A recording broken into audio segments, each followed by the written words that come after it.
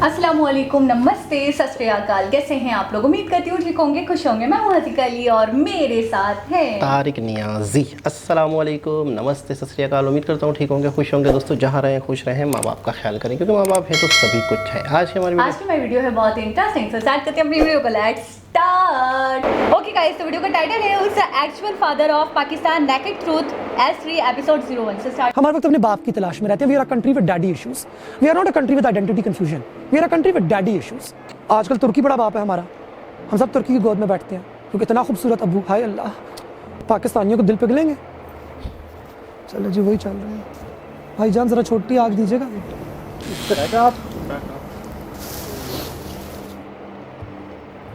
आराइयों को अवान नहीं पसंद, अवानों को राजपूत नहीं पसंद, राजपूतों को जट नहीं पसंद, जटों को बट नहीं पसंद। क्यों? पता नहीं। वो हमारा पिछला कास्टिस्ट बैगेज है। तो पाकिस्तान एक हलवा है, एक बड़े मजे का हलवा है। इसमें ब्रेड भी है जो कि गोरे ने आके डाली है, और गोरे के चाटने वालों ने, उनको ब्रेड बहुत अच्छी लगती है। इसमें गाजर भी है, इसमें खोया भी है, इसमें बेसन भी है, इसमें चने की दाल भी है, इसमें अंडा भी है, इसमें नशास्ता भी है, इसमें सारा कुछ। और बस बड़ा चमचा हम लोग यूं करके मारते हैं। अब जिन लोगों को नशास्ता पसंद है वो नशास्ते को ऊपर लेके आते हैं, कहते हैं नहीं पाकिस्तानियत तो असल में नशास्ता है। जिनको गाजर पसंद है वो गाजर को ऊपर ले आते हैं, वो कहते हैं नहीं पाकिस्तानियत तो ये है। और फिर हमारे पास एक तबका वो है जो कहते हैं कि हलवा नहीं है पाकिस्तान, पाकिस्तान असल में मूली है, अरबी मूली। हलवा है ही नहीं, हलवा होना ही नहीं चाहिए। आप हलवे को करें साइड पे, ये ले मूलियों का सलाद। असल में तो पाकिस्तान ये है। ये असली पाकिस्तानी और असली पाकिस्तानियत की तारीफ की जो काविश है, ये मेरे ख्याल से 14 अगस्त से भी पहले की लगी हुई है। इकबाल साहब कभी कुछ कह जाते थे, कभी कुछ कह जाते थे। जिन्ना साहब क्या चाहते थे, आज तक पाकिस्तानी इसको डिसाइड नहीं कर सके। कुछ तस्वीरों में उनको टोपी पहना दी जाती है, नीचे पैंट शर्ट बना दी जाती है। कुछ तस्वीरों में उनको जिना कैप के साथ नीचे शेरवानी पहना दी जाती है। कहीं पे उनकी सिगार वाली तस्वीर आ जाती है अपने कुत्ते के साथ। कहीं पे हम बताते हैं कि जी उनसे ज़्यादा बेहतरीन इस्लामिक एक्सपेरिमेंटर दुनिया में कोई मौजूद ही नहीं था। तो अपनी शनाख्त की आइडेंटिफिकेशन के चक्कर में फिर हम पुतले खड़े करते हैं और हम पुतलों को मुख्तलिफ रंग देते हैं कि ये है हमारी शनाख्त। जो इन्होंने कहा था उस पर भी मल्टीपल दो राय हैं, क्योंकि जिन लोगों को डैडी इश्यूज होते हैं वो सारी उम्र अपने बाप की तलाश में रहते हैं ना। और हमारी कौम के वो लोग जिनको डैडी इश्यूज हैं वो हर वक्त बाप की तलाश में रहते हैं।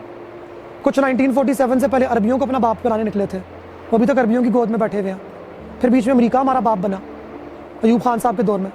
खुशी खुशी हम जाके सारे गोरों की गोद में दोबारा जाके बैठ के हाय अबू जी, हाय अबू जी, अबू अबू मुझे लोलो पोपो करें। उसके बाद हम लोगों ने अपने अंदर ही बाप बनाने की कोशिश की कि जी अपने अंदर थोड़े से बाप बनाते हैं, भेड़िया नुमा, भेड़िया सिफ्त के बाप, उनकी गोदियों में जाके बैठेंगे।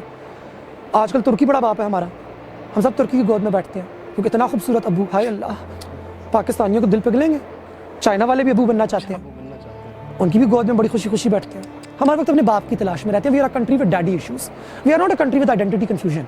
We are a country with daddy issues, massive daddy issues. अब्बा जी अब्बा जी मुझे गोदी में बैठा दें, अब्बा जी मुझे अपनी शनाख्त दे दें। देखो शनाख्त बाप से आती है, पेट्रियार्की, पिदरशाही निज़ाम। प्यो अगर राजपूत होगा, माँ वाहन हो तो बच्चा तो राजपूत ही होया। फिर अगर हम अरबियों को अपना बाप बना लें, वाह, उससे बेहतर फिर क्या है? उससे बेहतर तो कुछ भी नहीं है। मान गए अरबी बाप। जाए ना जरा सऊदी अरब, जाके हाल देखें पाकिस्तानियों का। दुबई में देख लें, अबू धाबी में देख लें। बड़ा शौक था सबको अरबी बनने का। वहाँ से जलील ख्वार होने के बाद पाकिस्तान वापस आने के बाद ये तमाम लोग अस्सलाम वालेकुम रहमतुल्लाह करके बात भी करते हैं। हलक से उनका हे भी निकलता है। हमें तो लगता है कि माशाल्लाह, लगता है अरबियों ने सोने के अंदर नहला के भेजा होगा, छितर जूते डंडे मार के वापस भेजा होता है। क्योंकि वापस आके हमें होता है कि हाँ बड़ा जलील होके आऊँ, लेकिन बाप मेरा वो था, बड़े बाप की पहचान थी। क्योंकि अपनी मिट्टी से नस्बत नहीं है। हम क्या हैं? ये कम है ना, ये कम है, ये कुछ भी नहीं है, ये घटिया है, ये नीच है। हमने इससे भागना है।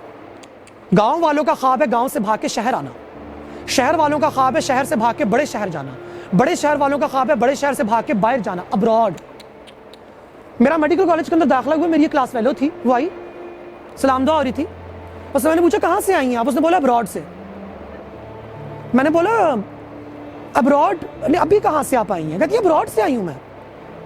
मैंने बोला अच्छा इधर पाकिस्तान में कहाँ से? नहीं, कहती मैं हूँ ही अब्रॉड से। एक्सेंट में मैं तो हूँ ही अब्रॉड से, एक्सेंट उसको अंग्रेजों वाला नहीं था। मैंने कहा अच्छा बाजी आप अभी कहाँ से आ रही हो? कहती है अभी एयरपोर्ट से आई हूँ, अभी अब्रॉड से आई हूँ। 6 सवालों तक उस लड़की ने मुझे ये नहीं बताया कि उसका ताल्लुक मानसरा मेरे गाँव से, बिकॉज अब्रॉड मैं वहाँ से, मैं फिरंग से आई हूँ।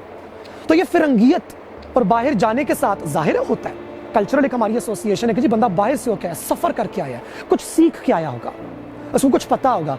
लेकिन जब आप उसके ऊपर कॉलोनाइजेशन का पैकेज ऐड कर देते हैं, ये तो हो जाता है। तो 712 की जो आपने मुझे मिसाल दी, हम लोग को बड़ा अच्छा लगता है मोहम्मद बिन कासिम को अपना अबू बनाना, 17 साल का बाप के बाप भी बनाने हैं, दूसरी नस्ल के, और वो भी 17 साल वाले बाप। क्या बात है भाई, 18 साल पे तो मेरे ख्याल से पाकिस्तान में मर्द का निकाह भी जायज़ नहीं है, 18 साल के बाद होता है। 17 साल के लेकिन बाप बनाने को हम तैयार हैं। वो आए किस लिए, हम सबको पता था, ही वॉज एन इन्वेडर। वो इन्वेड करने के लिए आए, वो हमारे यहाँ के वहाँ के लोकल रूलर को इन्वेड करके गए। वहाँ पे एक जगह है और उस जगह के बारे में ये कहा जाता है कि वहाँ पे एक मंदिर था और उस मंदिर के ऊपर एक पत्थर था और उसके बारे में एक माइथोलॉजी थी। और माइथोलॉजी बड़ी इंटरेस्टिंग होती है बिकॉज माइथोलॉजी लोगों की दिलों के जज्बात की अक्कासी करती है कि जब तक ये पत्थर है तब तक यहाँ पे सिंधु सागर बहेगा और यहाँ के लोग, यहाँ की बस्ती आबाद रहेगी। उसको सबसे पहले इन्वेड किया मोहम्मद बिन कासिम की आर्मी ने। आज आप उस जगह पे जाएं, बंजर, बयाबान, खंडरात और एक दरख्त, और इस एक दरख्त के ऊपर बैठे हुए 2 परिंदे। वो यहाँ से चहचहाते हैं, वहाँ से चहचहाते हैं, वो उड़ जाते हैं और वो कभी कभार वापस आते हैं, क्योंकि उन्होंने दाखिल होते ही सबसे पहले उस मंदिर को तोड़ा। क्योंकि इन्वेडर सबसे पहले आके आपसे आपके कल्चरल आइकॉन्स छीनते हैं, वो आपसे आके आपकी शनाख्त छीनते हैं। और एक चीज़ होती है उसको हम स्टॉकहोम सिंड्रोम कहते हैं कि जो बंदा आपके साथ गलत कर रहा है, बुरा कर रहा है, आपकी उसके साथ अटैचमेंट हो जाती है। बड़ा नेचुरल है, क्योंकि फियर के रिस्पॉन्स में, खौफ के रिस्पॉन्स में इंसान 4 चीज़ें करता है। एफ से स्टार्ट होती हैं सारी, फ्लाइट भागो, फाइट लड़ो, फ्रीज एंड फॉन। नहीं ना, मैं तो बहुत मजलूम हूँ, प्लीज मुझे छोड़ दें, आई लव यू ना। We found. हमारा मोहम्मद बिन कासिम को अपना हीरो मानना और ये कहना कि उन्होंने पाकिस्तान की बुनियाद रखी है, पाकिस्तान के तमाम लोग जिनका ताल्लुक इस मिट्टी से है, जो पिछले 5000 6000 साल से यहाँ पे मौजूद है, उनकी भी हुर्मत किया। 711 में क्या हम नहीं थे? 710 में हम नहीं थे? क्या वो हम नहीं थे? इस इलाके से हिंदू जो गए इमाम हुसैन को ज्वाइन करने के लिए, क्या वो यहाँ के नहीं थे? क्या हम पहाड़ी, हम मर गए, हम ख़त्म हो गए, हम मौजूद नहीं थे? गंधारा सिविलाइजेशन मौजूद नहीं थी? अशोका मियाँ हमारे इलाकों के अंदर ही आके बना के गए ना, कार्विंग्स अपनी करके गए, स्टूपास हमारे इलाकों के अंदर ही बने। ये सब कुछ हम ही हैं। लेकिन जब हम एक आइडेंटिटी ऑफ एक्सक्लूजन की तरफ जाते हैं, एक नए बाप की तलाश में, अपने बाप को बुला के, तो इसी तरह के मसाइल पैदा होते हैं। तो मोहम्मद बिन कासिम को हमारा हीरो बनाना is very much an attempt to delete our indigenous history, कि हमारी अपनी जो रवायती मकामी तारीख है उसको मिटा के एक नई किस्म की तारीख शुरुआत की जाए, लोगों को एक नई शनाख्त दी जाए। और ऐसे कभी भी नहीं होता। कौमें बर्बाद हो जाती हैं, नेस्तो नाबूद हो जाती हैं, शनाख्त तब टूटती है। आपने एक बात की उसी कंटिन्यूटी के अंदर, खैर एक गद्दारी का लेबल का एक ठप्पा पाकिस्तान के अंदर पिछले कौन सा? गद्दार कौन है, इसके ऊपर बहुत ज़्यादा बात होती है। आपने जिस पत्थर की बात की, जिस सिंध के अंदर कहा जाता है कि बहुत क्लोज राजा दाहिर का बंदा था जिसने ये बात पहुंचाई थी मोहम्मद बिन कासिम को कि जी ये पत्थर को अगर आप हिट कर दोगे तो यू विल इन्वेड दीबल आपका अंदर से। टीपू सुल्तान लड़ता रहा, गद्दारी किसने की? अंदर से राइट, मीर जाफर। झांसी की रानी जीत जाती, मगर झांसी का नक्शा किसने लीक आउट किया? उसके अपने देवर ने। इस वाली जगह से आके हमला करोगे, अपने ही गिराते हैं नशेमन पे बिजलियां। और आज भी यही हिसाब है। पाकिस्तान के अंदर आपको बथेरे लोग नजर आएंगे जो इस्लाम का लिबादा ओढ़ के, पाकिस्तानियत का लिबादा ओढ़ के हूबहू right wing conservative American and Europeans की बातों का उर्दू में तर्जुमा करके आपको पेश करेंगे। आप बात कराएंगे ख्वाजा सराओं के हकूक की, वो कहीं से LGBT के नैरेटिव को पकड़ के ले आएंगे और उसका उर्दू में तर्जुमा करके पेश करके आप लोगों के खिलाफ आएंगे। ये होता रहता है हमारे यहाँ, ये आज भी होता रहे, ये कल भी होता रहेगा। मेरा नहीं ख्याल कि ये चीज़ खत्म हो सकती है। आई विश कि ऐसा ना हो। आई विश कि हमारे अंदर ये खोटे सिक्के मौजूद ना हो जो सिर्फ अपनी कुर्सी ऊपर करने के लिए, एक दुश्मन ताकत की कुर्सी पे बैठने के लिए झूठा मनोरंजन, झूठा ड्रामा बेच के अपनों को ही गद्दार साबित करने की कोशिश करते हैं। ये एक डिजायर है, लेकिन ऑनेस्टली वाहिद मुझे कभी कभार लगता है कि ये एक डिजायर ही रहेगी। डोंट यू थिंक हम एक बेसिकली नमक हराम कौम है जो कि नहीं चाहते कि हमारे अपने लोग असल जगह पे ताकतवर पोजीशन पे बैठे, बल्कि हम लोग किसी जेलसी की वजह से अपनों को पीछे करने, कोई भी सिविलाइजेशन दुनिया में कहीं आज तक तबाह नहीं डिसएग्री करती हूं। हम नमक हराम नहीं, हम दलाल हैं। हम अपनों की दलाली करते हैं, हम उन्हें बेचते हैं क्योंकि हमें वहां ताकत नजर आती है। हमने खुद अपना जिस्म दाव पे नहीं लगाना। इसलिए हमारे साथ जो मौजूद दूसरा है उसको आगे करते हैं और अगले बंदे को वो बेच के आते हैं। हम नमक हराम नहीं है, नमक हराम तो चले फिर, नमक खाते तो हैं और हरामी कर जाते हैं। ये तो दलाली है सीधी सीधी, ये तो मुंह पे बेचते हैं और उसकी रकम भी मांगते हैं कि ये लो मेरा बंदा, अब मुझे इसकी रकम दो। ये सियासी दलाली है और कुछ भी नहीं है। हम नमक हरामों की कौम नहीं, दलालों की कौम है। पाकिस्तान एक दलाल कौम नहीं है। पाकिस्तान के अंदर मौजूद दलाल जो कि हमें हमारी शनाख्त को हमेशा अपने दामों पे बेचते हैं, अपनी बर्तरी के लिए, खुदा जाने अपनी किस सेटिस्फैक्शन के लिए, उन लोगों के पास ताकत बहुत ज़्यादा है। और ताकत जिसके पास होती है, स्पॉटलाइट जिसके ऊपर होती है, मुल्क उसके ऊपर डिफाइन होता है। मुल्क तो हमारे यहाँ बैठी हुई उस गरीब माँ, उस गरीब बाप के ऊपर आइडेंट नहीं होगा ना डिफाइन, जो कि दूध के अंदर पानी मिला के अपने बच्चों को खिलाती है, मगर आखिर में जो 4 कतरे बचते हैं वो प्लास्टिक के ढक्कन के अंदर डाल के बाहर कव्वे के लिए, परिंदे के लिए भी छोड़ के आती है। पाकिस्तानियत उस पर डिफाइन नहीं होगी। पाकिस्तानियत उस कौम पर डिफाइन नहीं होगी जहाँ पे अगर आप कहीं से गुजर रहे हैं और आप थके हुए हैं और आप घर पे जाके दस्तक दे के पानी मांगते हैं, तो पानी क्या, उस घर में अगर मुर्गी मौजूद है वो मुर्गी काट के वो भी आपको पका के दे देंगे। उस पर तो पाकिस्तानियत डिफाइन नहीं होगी। पाकिस्तानियत ना हमारी फ़कीरी पर डिफाइन होगी, ना हमारी रंगत पर डिफाइन होगी। हम लोग तो कोशिश कर रहे हैं कि अपने हुस्न के ज़रिए, अपने आर्ट के ज़रिए, अपनी कला के ज़रिए, अपनी मोहब्बत के ज़रिए, अपने इश्क के दर्स के ज़रिए और अपनी इश्क और सूफियाना तारीख़ के ज़रिए अपने आप को डिफाइन कर सकें। लेकिन इमेज जो हमारी पेंट कर दी गई है उसके अंदर गोरे का बहुत बड़ा हाथ है। हम मार्शल रेसेस हैं, पंजाबी मार्शल रेस हैं, पश्तून मार्शल रेस हैं, ये वॉरियर्स हैं, ये डंगर हैं, ये डंगर कौम है, ये कुछ समझ नहीं सकती। हमने उसको भी इंटरनलाइज कर लिया। उसके अलावा जो गोरा हमें बताते हैं कि जी दहशतगर्द कौम है, फंडामेंटलिस्ट कौम है, एक्सट्रीमिस्ट कौम है, टेररिस्ट कौम है, हम उस वाले नैरेटिव को भी अब्जॉर्ब कर लेते हैं। तो पावर जिनके पास है, इंफॉर्मेशन की पावर, इंफॉर्मेशन को पुश करने की पावर, उन्होंने जिस तरह का नैरेटिव पाकिस्तान का क्रिएट किया हुआ है, मेरे ख्याल से वो पाकिस्तान की हकीकत नहीं है, वो पाकिस्तान की डाइवर्सिटी की अक्कासी नहीं करती, वो पाकिस्तान की डाइवर्सिटी को कैप्चर नहीं कर सकती, और वो लोग दलाल हैं। पाकिस्तानियत, पाकिस्तानी लोग दलाल नहीं है, ये लोग दलाल हैं। जब मुल्क नहीं था तब भी बेच रही थी, और जब मुल्क नहीं होगा खुदा ना खास्ता कहीं मुस्तकबिल में तब भी बेचेगी।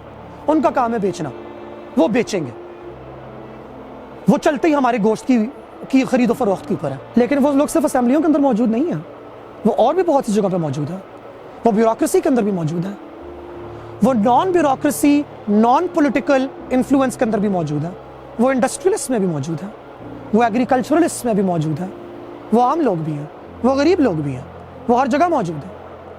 ख्वाजा सराओं की काफ़ी NGOs हैं पाकिस्तान में, अक्सर औक़ात उनकी आपस में लड़ाइयाँ हो जाती हैं कि फंडिंग किसको मिलनी चाहिए, क्योंकि जब तक हमारे हाथ में कशकोल है और देने वाला कोई और है तो फिर दलाली भी बहुत फ्रूटफुल है, अपनों को बेचना भी बहुत फ्रूटफुल है, और नमक हरामी भी बहुत फ्रूटफुल है। तो बात आखिर में सारी की सारी आती है क्योंकि शनाख्त कभी एक होती नहीं है, एक तरफा होती नहीं है।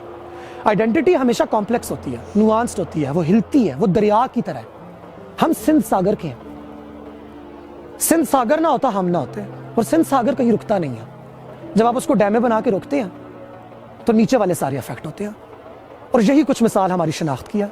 हमारी शनाख्त बहाव की थी, बहने की थी, पहाड़ों से कटा हुआ और निकला हुआ दरिया जो मैदानों से होता हुआ और वादियों से होता हुआ और सहराओं से होता हुआ दुनिया का वाहिद मैंग्रोव कल्चर बनाते हुए एक समुंदर के अंदर बह जाता है। हमने उसको कैद करके एक ठप्पा देने की कोशिश की। ठप्पा देने वालों को भी नहीं पता था वो ठप्पा क्या है, ठप्पा लगने वालों को भी नहीं पता था। पानी को कैद कर दें वो स्टैग्नेंट हो जाता है। सो आई थिंक हमारी जो असल शनाख्त है वो डाइवर्सिटी है, वो रंग है, उसमें दफ भी है, उसमें ढोल भी है, उसमें बांसुरी भी है, उसमें यकतारा भी है, उसमें तुम्बा भी है, उसमें बहुत कुछ है। उसमें सिंधी भी है, उसमें मारवाड़ी भी है, उसमें ढाटकी भी है, उसमें बेशतर ज़बानें हैं, उसमें नफरत भी है, उसमें दर्द भी है, उसमें तकलीफ भी है, उसमें याद भी है कि हम क्या थे, और उसमें मुस्तकबिल की ख्वाहिश भी है। इन तमाम चीज़ों को एक जगह कैद करना इज़ इम्पॉसिबल। कैसे करेंगे? नहीं हो सकता।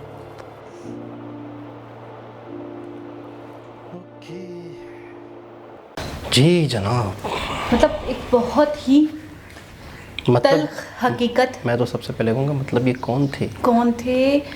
अच्छा, ये थोड़ा सा मुझे लगे मतलब एक होते हैं आर्टिस्ट टाइप के लोग होते हैं ना, हाँ, एक आर्टिस्ट टाइप सही। के, फनकार टाइप के, नाजुक मिजाज टाइप के। नाजुक मिजाज के साथ साथ मैं ये कहूँगी ये कौन थे जिन्हें इतनी नॉलेज थी? बहुत ज़्यादा। अच्छा, और एज देखें आप इसकी। सिंधु सागर काफ़ी यंग है, सिंधु सागर के बारे में उन्होंने बताया, उस पर्वत, उस स्टोन के बारे में उन्होंने जिक्र मोहम्मद करा। बिन कासिम ने जो- अच्छा, उसके बाद सब तबाह हो गया।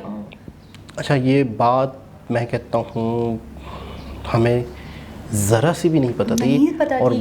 वाकई के बाहर से आने वालों को हमने हीरो बनाया। बिल्कुल ऐसे। उन्होंने ही हमारे यहाँ लोगों को हमारे अच्छा, बेसिकली ये डैडी जो कर रहे थे, डैडी कर रहे थे वही वाली बात पे, फंडिंग, उनकी बात का चलना। जैसे मैं आपसे कुछ पैसे ले लूँ, अब मेरा घर आप पे ही चलता हो, तो आप ही मेरे बाप बन गए ना। फिर आप मुझे जो कहोगे मैं तो करूँगी अपने घर में, नहीं करूँगी तो आप मेरी फंडिंग रोक दोगे। तो ये डैडी। अच्छा, पहले मुझे स्टार्टिंग में नहीं समझ में आया कि क्यों अरब को और अमेरिका को और बाकी सबको डैडी कर रहे हैं। बाद में मुझे समझ में आया कि वाकई ये सही कह रहे हैं कि हम तो हमेशा से, हमारा अलमिया ये रहा है कि हम हमेशा से कोई ना कोई अपना बाप देखते आए, जो हमें बहुत अपनी छत्तर छाया में रखे, जो हमें सपोर्ट करे, जो हमें पैसों से, जो हमें माल से सपोर्ट करे, और उसका ही ऑर्डर हम फॉलो करें अपने मुल्क में। अच्छा, मुझे ऐसा लगता है, मैं बहुत सारी चीज़ें देख चुका हूँ, बहुत सारी। मैं थोड़ा सा आपको 10 से 20 साल बाद का थोड़ा सा बताने लगा हूँ अभी आपको। ठीक है, फ्यूचर। हाँ, मुझे ऐसा लग रहा है 2 चीज़ें लगेंगी, 2 चीज़ें होंगी। सबसे पहले तो ये सारी बातें हो चुकी हैं, कौन सी वाली? पाकिस्तान बनने से लेके अब तक के मसाइल, पाकिस्तान बनने से लेके अब तक की गलतियाँ, पाकिस्तान बनने से लेके अब तक के पाकिस्तानियों के साथ जो मसले मसाइल हुए हैं, किसने किए, क्यों किए, सबको पता है। सारे मामला, गद्दारी वाला मामला, करप्शन वाला मामला, सही। सोशल मीडिया इतना वायरल है, सोशल मीडिया एक इतना, बंदे को नॉलेज है, सोशल मीडिया इतना आम है, सोशल मीडिया इतनी चीज़ों दुनिया को पता चल गई हैं। हमारे हीरोज़ कौन थे, हमने किसको बनाया, हमने अपने ही मुल्क को लुटवाया बाहर से आने वालों को। अच्छा, पाकिस्तान ने टोटल स्पॉन्सरशिप पे चला है, अमेरिका की स्पॉन्सरशिप तो, टर्की की स्पॉन्सरशिप तो, चाइना की स्पॉन्सरशिप तो, और सऊदीया की तो, ठीक है ना। तो मैं 20 साल बाद का बताने लगा हूँ, मुझे जो लग रहा है सही। 2 चीज़ें होंगी। पहली चीज़ तो ये होगी, या तो पाकिस्तान बहुत बेहतर हो चुका होगा, जब चीज़ों को अवेयरनेस हो चुकी होती है ना, तो उसके बाद हालात बेहतर होना शुरू हो जाते हैं, ट्रैक पे आ जाती है गाड़ी। ठीक है। या तो हालात बेहतर हो जाएंगे, सब कुछ सेट हो जाएगा, या फिर हकीकत, या फिर मुझे लगता है पाकिस्तान का हाल कोरिया वाला होगा। कोरिया में पूरी दुनिया से वो कट के रहते हैं, ना ही वहाँ इंटरनेट है, ना ही वो लोग किसी चीज़ के बारे में जान सकते हैं। दुनिया से कट के कंट्री है, उसका एक बादशाह है, जो वो चाहे वही होगा। वहाँ पे इलेक्शन नहीं होते, जबकि वो दुनिया को जाहिर करते हैं कि यहाँ इलेक्शन होते हैं। वहाँ पे कोई भी शख्स उस बादशाह के रूल के बगैर कुछ भी नहीं कर सकता। उनकी यानी नस्लें दर नस्ल नदर गुलाम उस एक खानदान नहीं, कोरिया में जो बादशाह हैं तो उनकी जैसे बेटा बैठेगा, फिर बस सही है, बस यही, कोई और है ही नहीं कॉम्पिटिटर। उसके जैसा हेयर स्टाइल कोई नहीं बना सकता।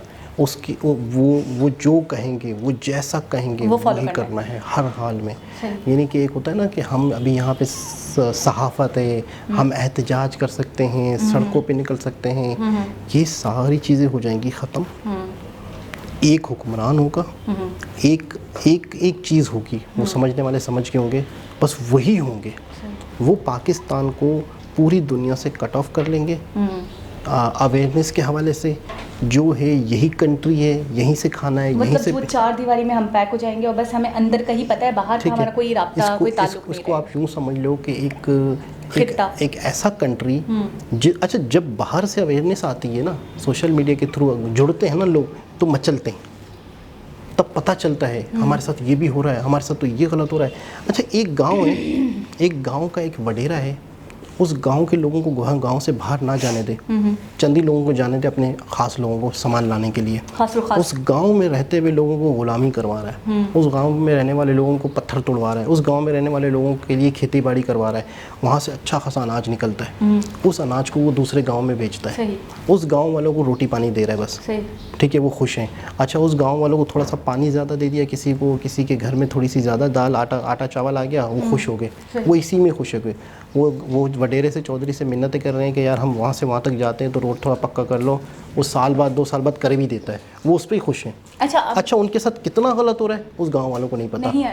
फिर क्या होता है, फिर ये होता है कि उस गांव वाले बराबर गांव वालों में किसी तरह से अटैचमेंट होती है, किसी तरीके से आना जाना हो गया।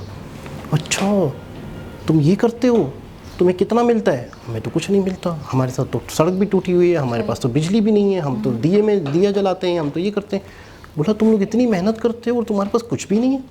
तो जब तक वो दूसरे गांव वाले से जुड़े नहीं थे, जब तक कुछ भी नहीं था। अच्छा, हमारा मीडिया हमारे कंट्री, हमारे हुक्मरानों के कंट्रोल में क्यों होता है? हमारे मीडिया को एक लगाम क्यों दी गई है? मीडिया है ना, टीवी मीडिया, वो इसलिए दी गई है कि हमें बाहर की चीज़ें पता ना चले। लेकिन अब मसला क्या हो गया?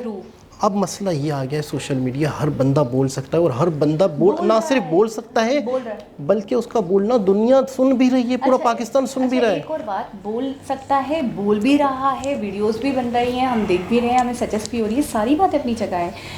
मैं सिर्फ एक बात पे गौर व फिक्र कर रही हूँ, जैसे आपने कहा कि कोरिया वाली हालत हो सकती है, या तो बहुत अच्छा हो सकता है, या तो फिर ये बदतरीन हो जाएगा, और ये हो जाएगा कि हम 4 दीवारियों में पैक हो जाएंगे। क्या कोरिया को फंडिंग करता है कोई? मैं कह रहा हूँ ना, कोई वो अपना सब कुछ करते हैं ना खुद ही। मैं बता रहा हूँ ना कि वो उस आवाम से ही इतना निकाल लेते हैं कि आवाम के हिसाब से रखा हुआ। अब आप मेरी बात सुनो, एक ऐसा कंट्री, हम पाकिस्तान की बात करें, कि जो आज़ाद होने के बाद से फंडिंग पे चला हो, तो क्या वो कभी इस सिचुएशन में आएगा, या उसके हुक्मरान जो उसको लेकर चले, ये गिने चुने जरदारी हो गए और नवाज़ हो गए, इन्हीं के छत्र छाया में रहा है, इन्हीं के हैंड ओवर रहा है, हमेशा कंट्री को यही लेकर चल रहे हैं, और तो कोई और मुझे कोई खानदान नहीं दिखता तीसरा। तो मैं ये सोच रही हूँ कि ये लोग इतना गबन करते हैं, ये लोग इतना करप्शन करते हैं, ये इतनी फंडिंग करते हैं, हर जो मुल्क आता है ना उससे हाल अहवाल तो बाद में पूछते हैं, पहले फंडिंग की बात करते हैं, पहले डोनेशन की बात करते हैं कि आप मुझे कितना दोगे।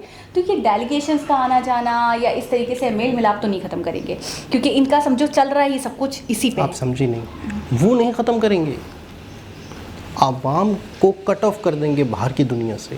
वो फंडिंग लेंगे, कुछ भी लेंगे, कुछ भी करेंगे, किसी तरीके से चलाएंगे। आवाम से इतना निचोड़ सकते हैं, आवाम के ऊपर भरपूर टैक्स लग सकते हैं, जितना निचोड़ सकते थे आवाम। अवेयरनेस खत्म। मुझे लगता है कि अब मजीद हर किसी को, वही आपकी वाली बात है, हर किसी को इनके बारे में पता चल गया। इनका जो वो था ना, एक बीच चौराहे पे इनकी मटकी फूट चुकी है कि सबको पता है कि ये कितने पानी में है, ये क्या है क्या नहीं है, ठीक है।